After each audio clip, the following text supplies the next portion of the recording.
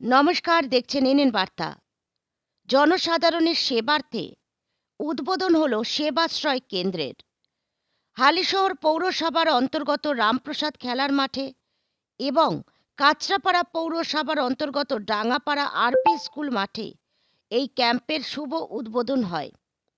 উদ্বোধনী অনুষ্ঠানে উপস্থিত হয়েছিলেন সাংসদ পার্থ ভৌমিক সহ বীজপুর বিধানসভার বিধায়ক সুবোধ অধিকারী, কাঁচরাপাড়া পৌরসভার পৌর প্রধান কমল অধিকারী, হালিশহর পৌরসভার পৌর প্রধান শুভঙ্কর ঘোষ সহ একাধিক নেতৃত্বরা। বিনামূল্যে এমন চিকিৎসা পরিষেবা পেয়ে জনসাধারণ অত্যন্ত আনন্দিত। ব্যুরো রিপোর্ট এনএন বার্তা। প্রথমে বলি, ডবল ইঞ্জিনের সরকার মধ্যপ্রদেশে, যিনি পৌর মন্ত্রী, পূর্তমন্ত্রী কৈলাস বিজয় বর্গের, যেখানে 20 জনের বেশি মানুষ বিষাক্ত জল পান করে মারা গেছে, সেখানে যে ঘন্টা হুয়া হয়, ওই বিধায়ককে বলুন কি একবারের জন্য প্রতিবাদ করেছেন, আগে ওইখানে প্রতিবাদ করুন, তারপরে বাংলা দেখবেন। বাংলা অনেক ভালো আছে।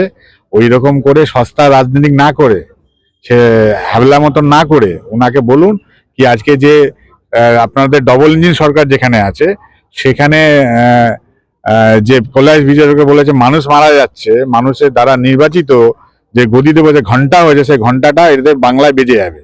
আর খুব শীঘ্রই দেখবেন 26-এ শূন্যতে গিয়ে পরিণত হবে।